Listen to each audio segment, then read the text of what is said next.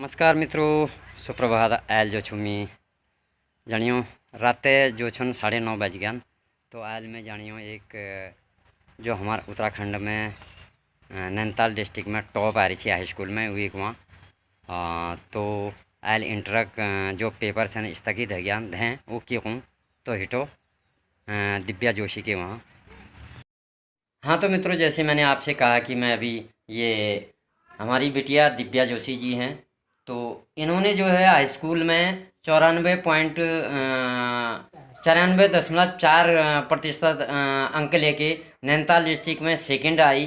तो अभी जो है इनके इंटर के पेपर जो है स्थगित हो गए हैं। तो मैं इनसे पूछूंगा कि दिव्या जोशी जी, आपको कैसा लग रहा है, क्या क्या होना चाहिए था, तो आपने कैसी कैसी पढ़ाई करी इस लॉकडाउन के दरमियान, तो आप अपने मुँह से खुद बताएंगी। बेटा, आपने जो है एग्ज़ाम की पूरी तैयारी करी होगी। मुझे पता है कि आप पढ़ने में बहुत होशियार हैं और हमारे गांव का नाम और हमारे नैनीताल डिस्ट्रिक्ट का नाम जो है आपने रोशन किया। तो आप कुछ बताइए कि क्या है, बताओ कि आपने कैसी पढ़ाई करी, आप क्या सोच रहे थे, क्या होगा क्या नहीं होगा, तो आप कुछ बताइए। मैंने पूरी तैयारी की थी एग्ज़ाम्स की। जी। और शुरू से कोचिंग भी लिया था जी। और पूरी पढ़ाई भी की थी कि एग्ज़ाम होंगे करके अच्छे नंबर लाएंगे। जी। लेकिन अब कोरोना के चक्कर से एग्ज़ाम तो स्थगित हो गए हमारे। हाँ जी, हाँ जी। तो अब रिज़ल्ट का कुछ पता नहीं कैसे हमारा आगे का रिज़ल्ट बनेगा। तो आप क्या सोच रहे थे कि मैं क्या करूँगी? आपने पढ़ाई के एग्ज़ाम के लिए फुल तैयार थी। तो आपने जब हाई स्कूल में 94.4% लाके हमारे गांव का नाम रोशन किया और हमारे नैनीताल डिस्ट्रिक्ट में आप सेकंड आई, तो आपने नाम रोशन किया नैनीताल डिस्ट्रिक्ट का। तो आगे इंटर में आपका क्या था विचार कि मैं 100% पूरा लाऊंगी, सोचा था क्या? कुछ आगे क्या है? हाँ, ये तो मैंने सोचा था कि मेरे 90 से अबव मार्क्स लाऊंगी करके परसेंटेज। जी। जी। लेकिन अब एग्ज़ाम्स ही नहीं हुए। उसके बाद फिर 90 से अबव मार्क्स लाने की सोची थी और फिर उसमें स्कॉलरशिप भी मिलता, आगे हेल्प मिलती जी। जी। जी। जी। कॉलेजेस के लिए, पढ़ाई के लिए। जी। लेकिन अब एग्ज़ाम से ही सरकार ने मना कर दिया कि एग्ज़ाम नहीं हो रहे। तो ये तो जो हमने प्रतिनिधि चुना है, जो हमने चुने हुए हमारे जो विधायक सांसद हैं, उनको भी सोचना चाहिए। तो मैं इस चैनल के माध्यम से मैं ये बताना चाहूँगा कि हमारे जो भी प्रतिनिधि हैं उनको भी सोचना चाहिए कि इस छोटी सी बालिका ने जो है हमारे नैनीताल डिस्ट्रिक्ट का नाम रोशन किया था। बट ये है कि इनने पूरी तैयारी करने के बाद भी ये एग्ज़ाम स्थगित हो गए हैं। तो केंद्र सरकार का भी दायित्व बनता है कि ऐसे बच्चों का क्या किया जाए कि जो एग्ज़ाम नहीं दे पाए हैं, तो इनका क्या दोबारा एग्ज़ाम हो, या फिर कोई इनका मतलब अलग से कोई रिजल्ट निकाला जाए। आप क्या कहना चाहेंगे इस बारे में? ऐसा होना चाहिए कि आपके पेपर होने चाहिए, या फिर कुछ अलग से खुद ही सरकार को सोचना चाहिए कि इनके इतने अच्छे मार्क्स थे, उसके बाद पेपर नहीं हुए, तो आप पास तो खैर हो ही जाते। एक बच्चा जो है जो कुछ जानता नहीं है, वो भी अभी इंटर में पास हो जाएगा, और एक आप हैं और आप भी पास हो जाएंगे। आप क्या कहना चाहेंगे? मैं कहना चाहूँगी कि एग्ज़ाम्स तो होने चाहिए लेकिन अभी नहीं। जब तक कोरोना है तब तक हमारी रिस्पॉन्सिबिलिटी भी है कि हम लोग भी सरकार को थोड़ा हेल्प करें। हमें मतलब नहीं जाना है बाहर, जी। जी। जी। तो हमें अभी तो एग्ज़ाम नहीं देने चाहिए, तो नहीं सही देने। बात है। जी। लेकिन एग्ज़ाम्स होने चाहिए। अभी जैसे हमारे कॉलेज में एडमिशन होगा तो हमारा पिछली क्लास का रिजल्ट देखना चाहिए। हाँ जी। जी। लेकिन उसके आगे फिर जैसे ही सब कुछ ठीक हो जाए थोड़ा बहुत, तो हमारे तो ठीक है, सरकार ने तो बोल दिया है कि सारे बच्चे पास हो जाएंगे, और लेकिन आपने पूरी स्टडी करी। अब रही बात एग्ज़ाम की, माना अगर एग्ज़ाम नहीं होता है, तो आप कुछ कहेंगे? अगर एग्ज़ाम्स नहीं होंगे तो वैसे तो हमने पूरी तैयारी की थी। जी। जी। अगर सरकार कोरोना के चक्कर से एग्ज़ाम्स नहीं करवा रही है, वैसे भी अब टाइम बहुत हो चुका है, अब शायद हाँ जी। जी। नहीं होंगे एग्ज़ाम्स, तो उन्हें फिर हमारे पिछली क्लासेस के रिज़ल्ट के हिसाब से हमें 12th में नंबर देने चाहिए। जैसे हमने अपने स्कूल में परफॉर्म किया है, जैसे हमारा प्रैक्टिकल वाइवा वगैरह हुआ है स्कूल में, जी।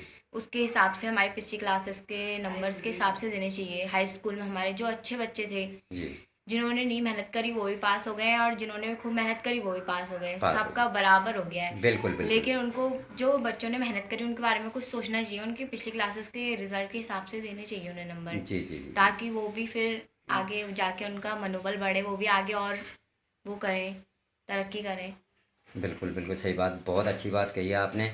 आप जो हैं काफ़ी गरीब घर से हैं और फिर भी आपने हाई स्कूल में जो है 94.4% मार्क लाके हम लोगों का नाम रोशन किया है। तो आप जो हैं इनके पिताजी हैं, आप कहाँ काम करते हैं जो मैं कि ये सेंचुरी पेपर मिल में करता हूँ यहीं। जी जी, सेंचुरी में आप कितना कमा लेते हैं सेंचुरी वही से? 5-7 हज़ार रुपये मिलते हैं। बताइए, 5-7 हज़ार में जो है आपने इस बिटिया को जो है इतना योग्य बनाया। तो मैं ये कहना चाहूँगा कि आप कैसे पढ़े, कैसे आपने बहुत अच्छे मार्क लाए, हमें तो बहुत खुशी हुई। आखिर बताइए कि आपने काफ़ी मेहनत की और कैसे कैसे किया आपने? मैंने लगातार अपनी स्टडी रखी, जिसमें मेरे मम्मी पापा ने मेरी हेल्प की हाँ और स्कूल में टीचर्स ने भी सपोर्ट किया। जी क्योंकि मेरे पिछली क्लासेस में मार्क्स अच्छे थे करके, इसलिए इस बार भी सबने मुझे पूरा सपोर्ट किया था कि मेरे आगे मार्क्स अच्छे आएंगे। सब ने आशा लगाई थी, लेकिन इस बार एग्ज़ाम्स नहीं हुए, इसलिए सबको भी थोड़ा दुख है। निराशा हो गई। तो बहुत बड़ी बात हुई ये, आपने ऐसी बात कह दी जो वैसे जो हमने जनप्रतिनिधि चुने हैं, जो हमारे यहाँ के विधायक सांसद हैं, मैं उनसे यही कहना चाहूँगा कि इस बिटिया के बारे में कुछ सोचना है। तो हम तो सोच नहीं सकते हैं, जो हमारे प्रतिनिधि हैं वही एक हमारे जरिए हैं कि हम उनके जरिया जो है आगे भी हम बात कर सकते हैं। तो उनको भी इस चीज़ के लिए सोचना चाहिए। और राज्य सरकार के तो ये दायित्व बनता ही है। उसके बाद जो है केंद्र सरकार से मैं ये गुजारिश करूँगा कि ऐसे बच्चों पे कुछ कुछ न कुछ किया जाए, ताकि ये आगे इनका हौसला बुलंद रहे और हमारे देश की सेवा ये लगातार करती रहें। आपने जो है अभी इंटर के लिए काफ़ी मेहनत की थी, लेकिन पेपर स्थगित होने के कारण। तो आप ये बताइए कि इससे आगे आप क्या कहना चाह रही थी, क्या करना चाहूँगी सोच रही थी, कि कुछ बताइए आप कि इसके आगे अब मैं बीएससी करना चाह रही हूँ और साथ साथ में अपनी आगे की पढ़ाई भी करूँगी। जी मैं आईएएस ऑफिसर बनना चाहती हूँ, तो जी उसकी भी पढ़ाई मैं साथ साथ में करती रहूँगी और बीएससी भी साथ साथ में। अब जैसे कि 12th के एग्ज़ाम नहीं हुए, जी तो अब इसमें हमें नहीं हुए तो सरकार की तरफ से था, अब हम कुछ कर भी नहीं सकते इसमें। जी जी तो जी हम इसमें निराश नहीं होंगे, अब हमें आगे तो करना ही है। बिल्कुल। तो हम साथ साथ में आगे की पढ़ाई भी शुरू कर रहे हैं। हम्म, और इसके लिए वैसे सरकार को सोचना चाहिए, राज्य सरकार केंद्र सरकार दोनों को सोचना चाहिए। बिल्कुल बिल्कुल बहुत। हमने अपनी तो पूरी मेहनत की थी, जी अब उन्होंने वो कर दिया तो उनका भी था, मतलब कोरोना था तो अब वो भी नहीं करवा सकते थे, रिस्पॉन्सिबिलिटी थी, पेरेंट्स को क्या जवाब देते। जी लेकिन उन्हें फिर भी इस बारे में सोचना चाहिए हमारे बारे में। जी बिल्कुल बिल्कुल सही बात कहा बेटा।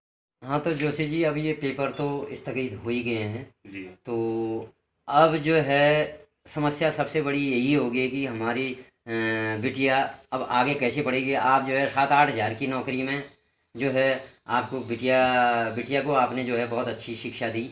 तो क्या कहें, बताइए इस बारे में कुछ आप। अब इसमें इस समय तो ये कोविड महामारी के उसमें हम भी कुछ कह नहीं सकते हैं, जी परंतु ये है कि जो मेधावी छात्र छात्राएं जी हैं उनके बारे में गवर्नमेंट को कोई अच्छा रास्ता निकालना चाहिए, जिससे कि उनका मनोबल मजबूत रहे जी जी और उनका आगे को बढ़ने का हौसला बुलंद रहे। बिल्कुल बिल्कुल। और ये हम लोग आप लोग तो कर नहीं सकते, ये उन्हीं लोगों के हाथ में है। हाँ अब वो जैसे भी इस तरह से बच्चों का रास्ता निकालेंगे, वो बच्चे आगे को और भी अच्छा सोचेंगे और भी अच्छा करने की कोशिश करेंगे, जी। और जिससे उनका भविष्य भी अच्छा रहेगा और देश का भविष्य भी अच्छा रहेगा। तो अभी बिटिया को जो है, जब बिटिया हाई स्कूल में अच्छे नंबर लेके आई, जी। टॉप आई उत्तराखंड यहाँ नैनीताल डिस्ट्रिक्ट में, तो इन्हें कहीं देहरादून बुलाया गया था सुना मैंने। हाँ जी, बुलाया तो गया। ये किन से मिली थी? ये वो थे सरिता आर्या, रेखा आर्य जी रेखा आर्या। और कुछ और लोग खजानदार जी जी और त्रिवेंद्र सिंह रावत मुख्यमंत्री जी जी वगैरह, उनसे मुलाकात हुई वहाँ। जी और एक स्मार्टफोन उन लोगों ने इनको दिया था बच्चों को कि जी ऑनलाइन पढ़ाई वगैरह और इससे कुछ हाँ करके, जी वो ठीक है। फिर उसके बाद अभी ये लॉकडाउन के दौरान ही घर पे ही इनने कोई बेटी पढ़ाओ बेटी बेटी बचाओ। बचाओ वाला कुछ स्लोगन वो भेजा था, उसमें भी इनको सेकंड नंबर का प्राइज मिला है राज्य सरकार जी ये जिला जी जी जी, मतलब ये नैनीताल डिस्ट्रिक्ट। नैनीताल डिस्ट्रिक्ट से। जी जी, बहुत अच्छी बात, बहुत अच्छी बात। बेटा आपको अभी नैनीताल डिस्ट्रिक्ट से अभी कुछ प्रोत्साहन मिला, क्या मिला ऐसा? क्या उनने इतनी बड़ी चीज़ दे दी, मैं भी सुनना चाहूँगा। पूरा बताओ जो जो चीज़ मिला। वैसे तो लॉकडाउन था तो हमारे स्कूल में तो हुए नहीं। जी पेंटिंग प्रतियोगिता थी एक, उसमें जी बेटी बचाओ बेटी पढ़ाओ पे पेंटिंग बनानी थी। जी तो मैंने घर पे ही रह के चार्ट पे एक अच्छा सा पोस्टर बनाया था, फिर जी मैंने स्कूल में सबमिट किया। जी फिर उन्होंने आगे ब्लॉक में भेजा, वहाँ पे पूरी वो सबका आया था सारे सबका। स्कूलों से जी जिनका जी अच्छा था। तो उसमें फिर 1 महीने बाद उसका रिजल्ट निकला। जी तो फिर उसमें मुझे सेकंड प्राइज़ मिला था। फिर उसमें जी मुझे, वैसे तो स्कूल वगैरह बंद थे लेकिन प्रिंसिपल सर आए थे स्कूल में। जी। फिर वहीं से प्राइज़ आया था, स्कूल में आया था, क्योंकि अब वहाँ बुला नहीं सकते हैं, ऐसा कोरोना चल रहा तो है। प्राइज में क्या मिला था प्राइज़ ऐसा? में एक ट्रॉफ़ी मिली थी, मेडल मिला था, और एक डिक्शनरी और एक डायरी और जर्नल इंग्लिश की, जर्नल ग्रामर की बुक मिली थी। जी जी, बहुत बहुत बधाई हो बेटा। तुम लगातार जो है अग्रसर जो है हमारे देश की सेवा, आपने कहा आईएएस अधिकारी बनना चाहती हैं आप, तो भगवान आपको, मैं यही कहूँगा जितने भी मेरे मित्र हैं सभी लोग इस छोटी बिटिया को शुभकामनाएं दें, और ये बातें जो है हमारे राज्य सरकार तक और केंद्र सरकार तक पहुंचनी चाहिए। धन्यवाद बेटा, आपका हौसला हमेशा बुलंद रहे। बहुत अच्छा लगा आपसे मिलके। हाँ तो मित्रों, अभी ये बिटिया को जो है ये बेटी पढ़ाओ बेटी बचाओ ये हाँ, बेटी पढ़ाओ बेटी दूसरा स्थान प्राप्त बचाओ किया। के उसमें जो है ये डिक्शनरी मिली है एक ये, और एक ये general knowledge and current affairs एक ये मिला है, एक ये मेडल मिला है, और एक ये छोटी और डिक्शनरी मिला है, और एक ये ट्रॉफ़ी मिली है। तो बिटिया हमारी बहुत होनहार है। तो मित्रों, ये वीडियो तुम्हें कैसी लगी, लाइक कमेंट शेयर और चैनल का सब्सक्राइब जरूरी कर दिया, और कमेंट बॉक्स में ज़रूरी बता दिया कि ये चेली क्यों कौन चाहें। और धन्यवाद, फिर मिलूँ, नमस्कार, बाय बाय।